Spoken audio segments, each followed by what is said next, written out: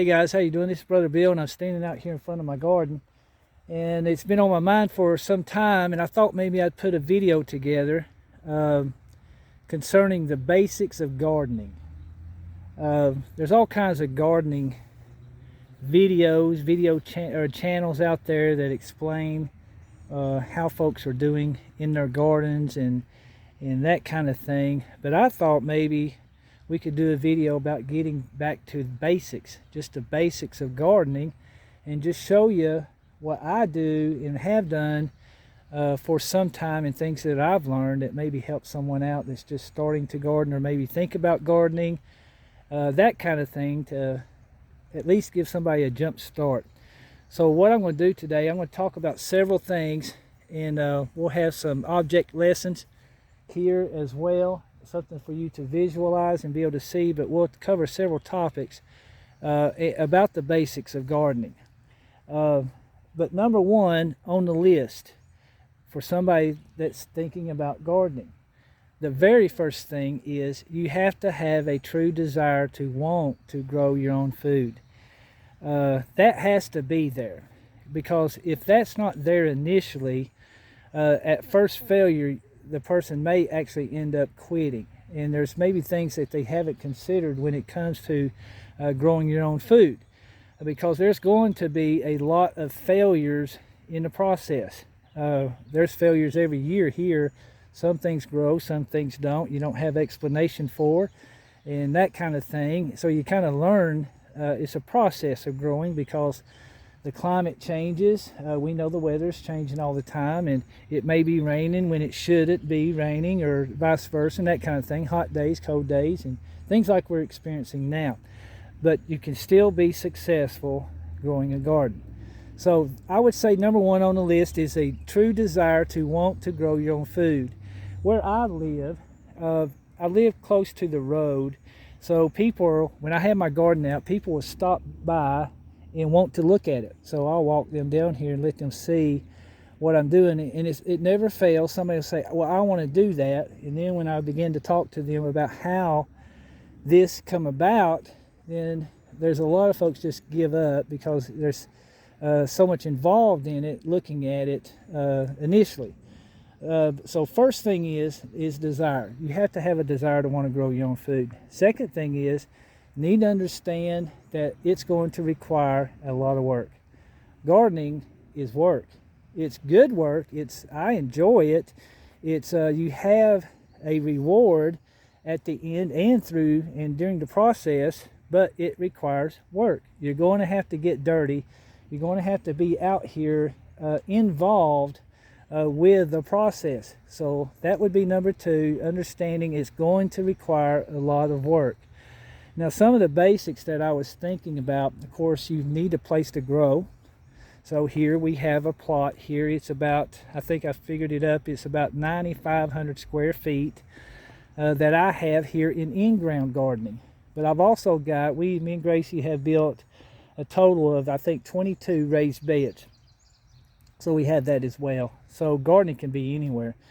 But you do have to have somewhere to plant your garden, whether it's one tomato and one pepper, that's a garden, or if it's 100 tomatoes, and that's what we've got out here. Whatever it is, you have to have a place to grow. The other thing is you have to have a basic understanding of fertilizer and a source to have fertilizer.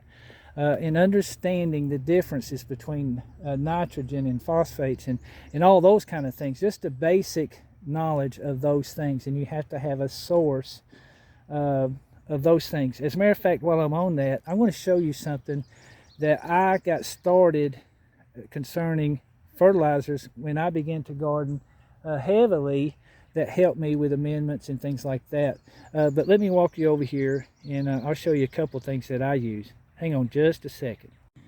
All right, guys, I'm over here in front of the greenhouse, and I'm just going to show you a couple things that I have used in the past. I've switched over a lot of it and actually changed things up, but things that initially got me started into being able to fertilize and amend the soil, because even though you have a piece of ground that you're going to garden in, you need to know where the pH levels are and that kind of stuff, and those are easy to get. You can send those off. A lot of colleges will do that kind of thing, but you got to understand the pH levels of the soil.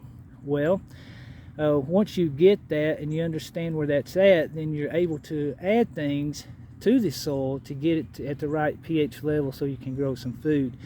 Now here's some basic things that you can find pretty much anywhere, at the Walmart even, or some of the co-op places you can see. But here you will see is bone meal, which is sold. You've got blood meal. These two are amendments. You've got Epsom salt, which is also beneficial because it's magnesium, and so you got that there. And then over here is fish fertilizer. Actually, I'm going to tell you how I do that these days. I've changed that, but knowing that that's there, I developed something else. But here we've also got just your basic. It's a 3-5-6 vegetable and tomato food, and these things that you can buy on the shelves at your stores. Well, I've changed some things since I've been where I'm at now, and since we've got chickens and rabbits, that's coming very handy. And this right here, it's just rabbit manure. Very good source of nitrogen.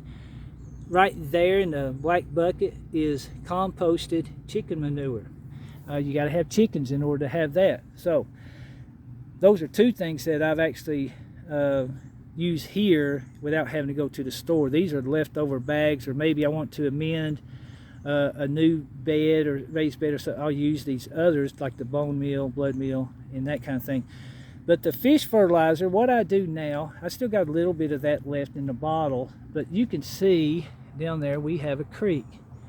And what I do is I catch those fish down there, the big carp and that kind of stuff, and I cut them up, put them in a blender, and I actually end up freezing that.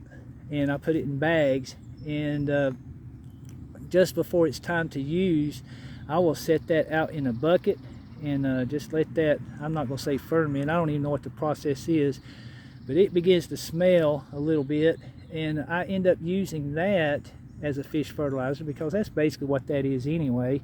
It's just fish that's been ground and strained and all that kind of stuff. So I use the fish actually out of the creek when I can. But these are just basic things. There's plenty more out there, but you have to have a basic knowledge of your amendments and how to fertilize your garden. Okay?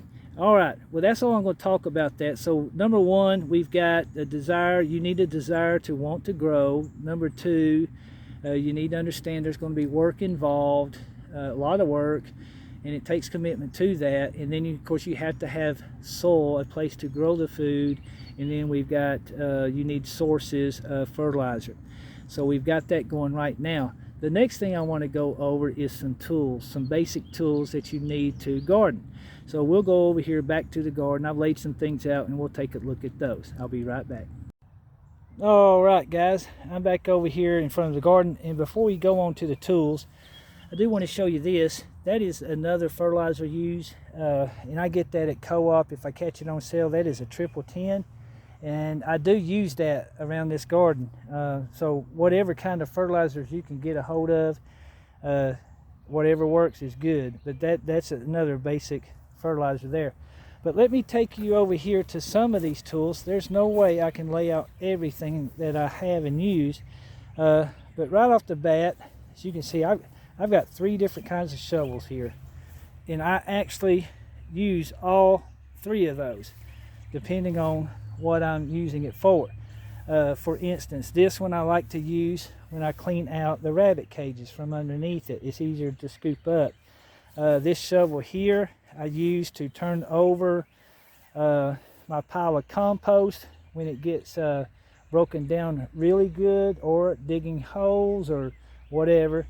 And then sometimes if I'm not planting a very big row of some item, I'll just use that shovel because it's good. It's the way it's designed, thin like this.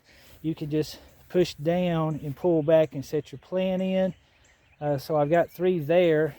Here is a pitchfork that I actually use when I first start turning the compost because it hasn't broken down all the way, and to clean out the chicken coop. If the hay is gotten wet for over a period of time or something like that, I'll use that to clean that out. I've got a rake right there. So this rake here, and I do use that often out in the garden. Once I've tilled up and I've weeded around the plants, I'll come back over and just smooth it out with a rake. I just like the way that looks. Next up, the red thing there you see is a post hole digger, and that's how I plant my tomatoes. I go down and what I do is I dig my first hole, and I step to my left, and it's about 18 to 20 inches away, and then I dig my next hole. So that's how I dig the holes for the tomatoes. Here I've got two different kinds of holes. This one here is your standard heavy handle. You want a thick heavy handle. It's easier to manage. That's your basic standard hole. And then I've got this one here. I like this one to do detail work in and around the plants because it goes back and forth. That's a good hole to use for that. See, you can see how that works like that. So you can scrape forward, you can scrape back. So I use that one quite often. Next over, I've got a potato fork. Well, that's self-explanatory. I use that to get the potatoes out whenever they're ready to go. Okay, what I've got here, if you're going to do any kind of fencing or trellising or a Carolina Florida weave or something like that for your tomatoes, you need something to go in the ground, whether it's T-post. I use rebar because I can get it at work. I've bought it over the years and I've got enough for the garden here. That's what I use to drive that in. Next off is a little 2-pound sledgehammer if you're using wooden stakes, and I do that sometimes. Or I mark off my rows with 2-foot stakes, and that's what I use my little hammer for there. You're going to need some pruning shears. If you've got peach trees or bushes or anything like that, those are handy. And next up, you've got zip ties. If you're going to garden, you need zip ties, especially if you're doing any kind of fencing. There's not enough said about zip ties. You need a lot of zip ties. Now, these are the manual things that I use. Now, I'm going to take you over here to my shed and show you a couple of things that actually operate off of motors. But I'll be right back with you.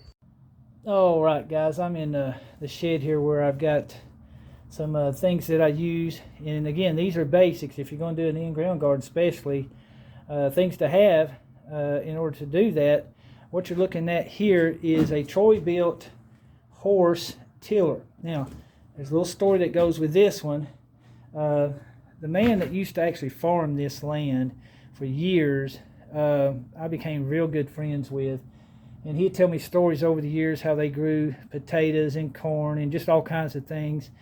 And so he knows the land, he knows the property. And so he died last year. And but anyway, before he died, he gave me his tiller. Now, he was brought up plowing up the field with 2 mules. That's how far back he went.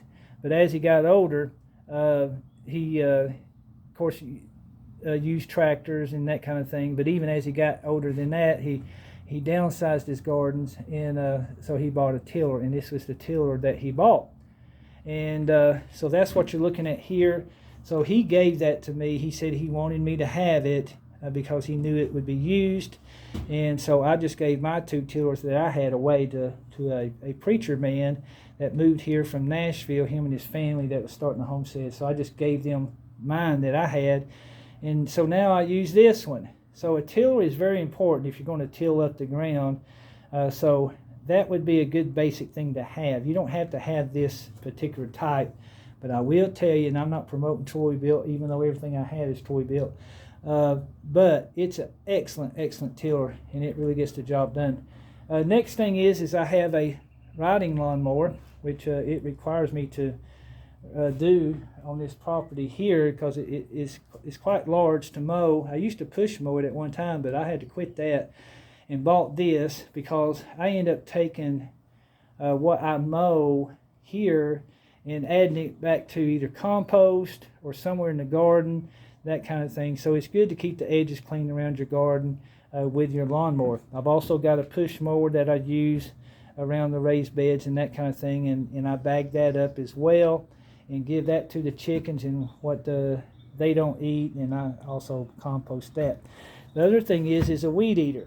It's important to have a weed eater. It's like today, I pulled up the rest of the beans that we had. I tilled, but before I tilled over it, there was weeds in there. So I just took the weed eater, chopped and dropped it because it had none of that had gone to seed. So again, that gets fed back into the soil. So a weed eater is important to have. Again, go around the edges and that kind of stuff. It doesn't go to waste. It gets turned back into the soil, which is going to help amend the soil. So as far as motorized equipment, that kind of thing, that's really all I use for the in-ground garden. All right, well, let's see what else we've got on the list. All right, guys, I'm back out here in front of the garden. Now, the next thing, once you get things going and your plants are moving right along as they should, one thing that you should take into account, actually up front, is how you're going to water your garden, because your garden needs water. Just like you and I, we drink water every day. We can't live without it. Neither can your garden. Your garden's going to have water. So a great consideration is to find water sources. How are you going to water your garden? Me, for instance, the way I work swing shifts, nights one week, days the next, sometimes it's difficult to get water on the garden. So I've had to have a couple things in place to prepare for that. And one of those is a water hose. I know you're going to hear things out there. Never water your garden over the top. And I'm not going to disagree or agree with that. I'm just going to tell you what I do. I know every raindrop I've ever seen in my life fell from above. So that's all I'm going to say about that. Sometimes I have to water over top. I can't go through. I don't have the time to go through and water individual plants on the bottom, that kind of thing. I've got to get water on the garden, which I've been doing for the last couple of weeks, except for the last couple of days, because we did get some rain in. But you do need a water source. One of my water sources is just a regular water hose. And so I've got that I can deal with. And as you can see, and I do this every year, I don't know, you tell me, should I water over top or not? I know what you hear out there, and there's some truth to it. But sometimes when all you can do is water over the top, that's what you need to do. The plants will appreciate that a lot more than not getting any water at all. I can tell you that much. So one of my sources is watering this way. Now the other source I haven't hooked up this year, just have not had time, or I just not made time. You've seen these big totes out there. You can get them anywhere. I've got this set up, and really all I need to do is run a 4-way line down there, and I could have run my water lines down through there and watered that way with drip line tape on some of this stuff, or I could have set up several more of these to be able to knock out 4 at a time. It does work. It's all gravity fed, and it's up a little high, so it does work. And it actually covers all the way down. There's enough force there to go all the way down to the end of the row, so it does work. That is another water source. If it begins to get really, really dry, then that's what I'm going to do, at least on some of the things that I know would suffer. I'm not worried about the corn right now. The corn's at a good stage. The corn cobs are filling up, so I'm good there. But maybe some of this other stuff, if it begins to dry out, then I may look at doing that. Well, the other thing is this. I'm very blessed to be living by a creek. Look at all that water. And how I feel at that tote when I absolutely have to, I've got a water pump. And so that can go in the creek, and I'll just run a hose from there back up, and I'll fill up that tote up there to be able to do that. But the pump works good enough to where I can actually just run a hose itself down this garden here all the way down to about 3/4, and it will pump hard enough to actually water all down through there and soak it pretty good. So I could do that as well. The other way I could do it, if worst come to worst, I've got the buckets, and I could again dip out of the creek, and it takes a lot more time, but I could actually pour water out of those buckets and do it that way. So I've got several ways that I can water the garden, but watering the garden is very, very important. You've got to be able to have the source to be able to do that. And just know also, that's a garden this size. It takes me an hour to actually water this garden in good, to get the whole thing covered. Some of the things I can go down there low and not go over the top. And I do try to do that when I can, but a lot of times I can't because of time. So that's another thing that you might want to consider when growing a garden. Now, I know I didn't cover every basic. There's so many other things out there that would help you, but those are good things to start with your garden. But if you're going to trellis, you need some kind of way to trellis. Here, I've got cucumbers. I've got a mixture of things. That netting right there was on sale. I got it for $4. It's a 16-foot span. Was actually 30-something feet long. I cut it in half. So I used that, but I also got some wire that I bought, and I used that as well. So you got to have some source to be able to trellis if you're going to trellis cucumbers. Cucumbers will do fine just laying down. I've got some out there, as a matter of fact. But sometimes I like to trellis these particular ones because they seem to do better that way. I've experienced anyway.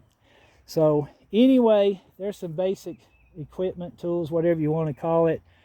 And again, if you've got some other things out there you want to add to this, you're more than welcome to do it. Like I said, I don't have all the answers, and I don't have all the equipment and tools, but these are things that I use continuously all through the growing season. My hands are to these things at all the time, being able to get the things done that I've got done out here. Well, there's the garden. It seems to work for us. The Lord blesses it. And we just put up all those beans. I tied up these tomatoes again today. I think I'm on a fit 1, 2, 3, 4, 5, 6 runs right there on the line. And the peppers are coming in pretty good. And the corn's filling up. And the cucumbers, squash, zucchini. Anyway, everything is doing well as of right now. No diseases that I see of. I did find something over here. Let me show you. Look at that. See the yellowing? And it's high up on the plant. Not sure. We don't know. But it's there. You could say anything about it. I don't know. I don't have the answer for that one plant out of all these 100. Don't know. All right. Well, there you go. I hope that helped. Hope you're having a wonderful day. Hope the Lord is blessing you in all your efforts that you're doing out there. And I hope you're safe. So until